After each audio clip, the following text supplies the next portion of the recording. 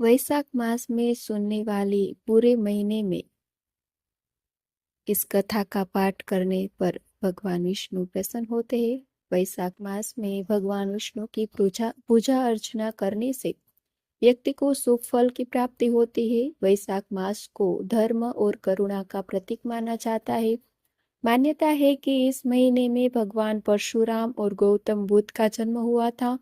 इस पूरे माह में वैशाख मास की कथा महात्म्य पढ़ने से भगवान विष्णु की कृपा प्राप्त होती है। वैशाख महीने की कथा सूत जी कहते हैं, महात्मा नारद के वचन सुनकर राजश्री अम्बरीश ने विस्मित होकर कहा, महामुनि, आप मार्गशीर्ष अगहन आदि पवित्र महीनों का छोड़कर वैशाख मास की इतनी प्रशंसा क्यों करते हैं? उसी को सब मासों में श्रेष्ठ क्यों बतलाते हैं? यदि माधव मास सबसे श्रेष्ठ और भगवान लक्ष्मीपति को अधिक प्रिय है, तो उस समय स्नान करने की क्या विधि है? वैशाख मास में किस वस्तु का दान, कौन सी तपस्या तथा किस देवता का पूजन करना चाहिए? कृपा निधि, उस समय किए जाने वाले पुण्य कर्म का आप मुझे उपदेश दीजिए। सद्गुरु के मुख से उपदेश की प्राप्ति दुर्लभ होती है। उत्तम देश और काल का मिलना भी बड़ा कठिन होता है। राज्य प्राप्ति आदि दूसरे कोई भी भाव हमारे हृदय को इतनी शीतलता नहीं प्रदान करते जितने कि आपका यह समागम। नारद जी ने कहा, राजन सुनो, मैं संसार के हित के लिए तुमसे माधव मास की विधि का वर्णन करता हूँ। जैसा कि पूर्व काल में ब्रह्मा जी ने बताया था, पहले तो जीव का भारतवर्ष में जन्म होना ही दुर्लभ है। उससे भी अधिक दुर्लभ है वहां मनुष्य की योनि में जन्म। मनुष्य होने पर भी अपने अपने धर्म के पालन में प्रवृत्ति होनी तो और भी कठिन है। उससे भी अत्यंत दुर्लभ है भगवान वासुदेव की भक्ति, और उसके होने पर भी माधव मास में स्नान आदि का सुयोग मिलना तो और भी कठिन है। राजेंद्र, जिन लोगों ने वैशाख मास में भली भांति के उपचारों द्वारा मधु दैत्य के मारने वाले भगवान लक्ष्मीपति का पूजन कर लिया, उन्होंने अपने जन्म का फल पा लिया। भला कौन सी ऐसी अत्यंत दुर्लभ वस्तु है जो भगवान के स्नान तथा विधि पूर्वक भगवान के पूजन से नहीं प्राप्त होती? जिन्होंने दान, होम, जप, तीर्थ में प्राण त्याग तथा संपूर्ण पापों का नाश करने वाले भगवान श्री नारायण का ध्यान नहीं किया, उन मनुष्य का जन्म इस संसार में व्यर्थ ही समझना चाहिए। जो धन के रहते हुए भी कंजूसी करता है, दान आदि किए बिना ही मर जाता है, उसका धन व्यर्थ है। राजन, उत्तम कुल में जन्म, अच्छी मृत्यु, श्रेष्ठ भोग सुख सदा दान करने से अधिक प्रसन्नता, उदारता तथा उत्तम धैर्य, ये सब कुछ भगवान श्री विष्णु की कृपा से ही प्राप्त होता है। महात्मा नारायण के अनुग्रह से ही मनोवांछित सिद्धियों मिलती है।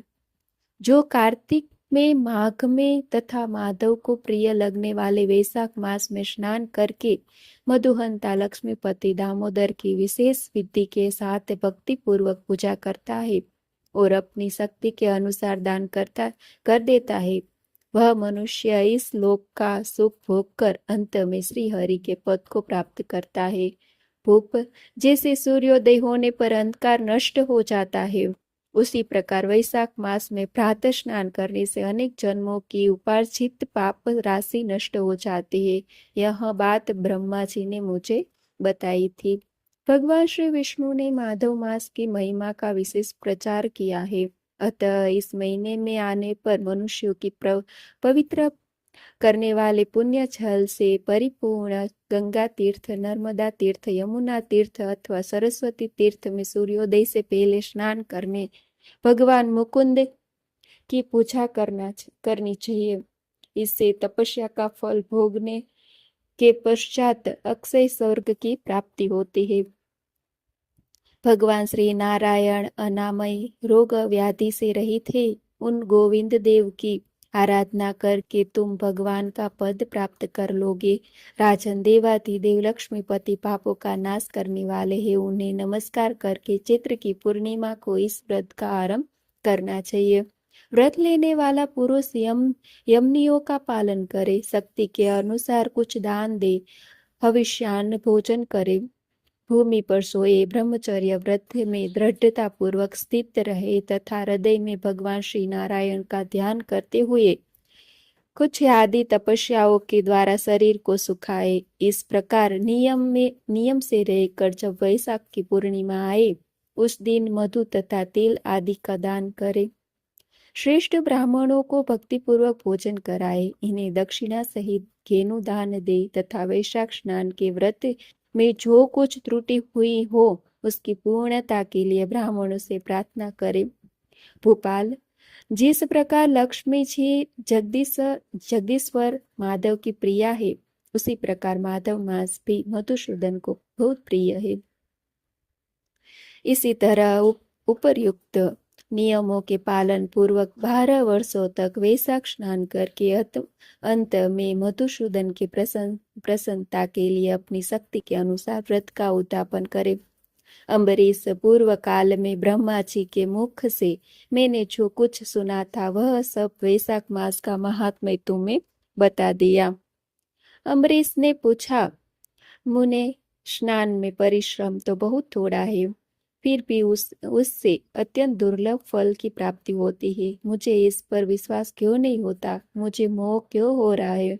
नारद जी ने कहा, राजन, तुम्हारा संदेश ठीक है। थोड़े से परिश्रम के द्वारा महान फल की प्राप्ति असंभव सी बात है, तथापि इस पर विश्वास करो, क्योंकि यह ब्रह्मा जी की बताई हुई बात है। धर्म की गति सूक्ष्म होती है, उसे समझने में बड़े बड़े पुरुषों को भी कठिनाई होती है। श्री हरि की शक्ति अचिंत्य है, उसकी कृति में विद्वानों को भी मोह को हो जाता है। विश्वामित्र आदि क्षत्रिय थे, किंतु धर्म का अधिक अनुष्ठान करने के कारण वे ब्रह्मत्व को प्राप्त हो गए। अतः धर्म की गति अत्यंत सूक्ष्म है। भोपाल, तुमने सुना होगा, अजामिल अपनी धर्म पत्नी का परित्याग करके सदा पाप के मार्ग पर ही चलता था। तथापि मृत्यु के समय उसने केवल पुत्र के स्नेहवश नारायण कहकर पुकारा। पुत्र का चिंतन करके नारायण का नाम लिया, किंतु इसने से ही उसको अत्यंत दुर्लभ पद की प्राप्ति हुई। जैसे अनिच्छा पूर्वक भी यदि आग का स्पर्श किया जाए तो वह शरीर को जलाती है, उसी प्रकार किसी दूसरे निमित्त से भी यदि श्री गोविंद का नामोच्चारण किया जाए तो वह पाप राशि का भस्म कर देता है। जीव विचित्र है, जीवों की भावनात्मय विचित्र है, कर्म विचित्र है तथा कर्मों की शक्ति भी विचित्र है। शास्त्र में जिसका महान फल बताया गया हो वही कर्म महान है, फिर वह अल्प परिश्रम साध्य हो या अधिक परिश्रम साध्य। छोटी सी वस्तु से बड़ी वस्तु का नाश होता देखा जाता है। जरा सी चिंगारी से बोझ के बोझ तिनके स्वाहा हो जाते हैं। जो श्री कृष्ण के भक्त हैं उनके अनजान में किए हुए हजारों हत्याओं से युक्त भयंकर पातक तथा चोरी आदि पाप भी नष्ट हो जाते हैं। वीर, जिसके हृदय में भगवान श्री विष्णु की भक्ति है, वह विद्वान पुरुष यदि थोड़ा सा भी पुण्य कार्य करता है तो वह अक्षय फल देने वाला होता है। अतः माधव मास में माधव की भक्ति पूर्वक आराधना करके मनुष्य अपनी मनोवांछित कामनाओं को प्राप्त कर लेता है। इस विषय में सदैव नहीं करना चाहिए।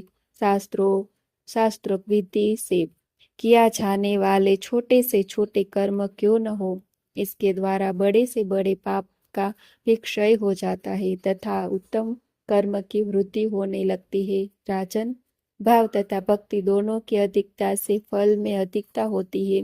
धर्म की गति सूक्ष्म है, वह कई प्रकार से जानी जाती है। महाराज, जो भाव से हीन है उसके हृदय में उत्तम भाव एवं भगवान की भक्ति नहीं है। वह अच्छे देश तथा काल में जाकर जीवन भर पवित्र गंगा जल से नहाता और दान देता रहता है, कभी शुद्ध नहीं हो सकता, ऐसा मेरा विचार है। अतः अपने हृदय कमल में शुद्ध भाव की स्थापना करके वैशाख मास में प्रातः स्नान करने वाला जो विशुचित पुरुष भक्ति पूर्वक भगवान लक्ष्मीपति की पूजा करता है, उसके पुण्य का वर्णन करने की शक्ति मुझ में नहीं है। अतः भोपाल, तुम वैशाख मास के फल के विषय में विश्वास करो। छोटा सा शुभ कर्म भी सैकड़ों पाप कर्मों का नाश करने वाला होता है। जैसे हरि नाम के भय से राशि राशि पाप नष्ट हो जाते हैं, उसी प्रकार सूर्य के मेष राशि पर स्थित होने के समय प्रातः स्नान करने से तथा तीर्थ में भगवान की स्तुति करने से भी समस्त पापों का नाश हो जाता है। नूनम रवो मेष गते विभाते स्नाने तीर्थ च हरिस्तवनी स्थवेन। जिस प्रकार गरुड़ के तेज से सांप भाग जाते हैं, उसी प्रकार प्रातः काल वैशाख स्नान करने से पाप पलायन कर जाते हैं। यह निश्चित बात है, जो मनुष्य मेष राशि के सूर्य में गंगा या नर्मदा के जल में नहाकर 1, 2 या तीनों समय भक्ति भाव के साथ पाप प्रशमन नामक स्त्रोत का पाठ करता है, वह सब पापों से मुक्त होकर परम पद को प्राप्त होता है। अम्बरीश, इस प्रकार मैंने थोड़े में यह वैशाख स्नान का सारा महात्म्य सुना दिया है।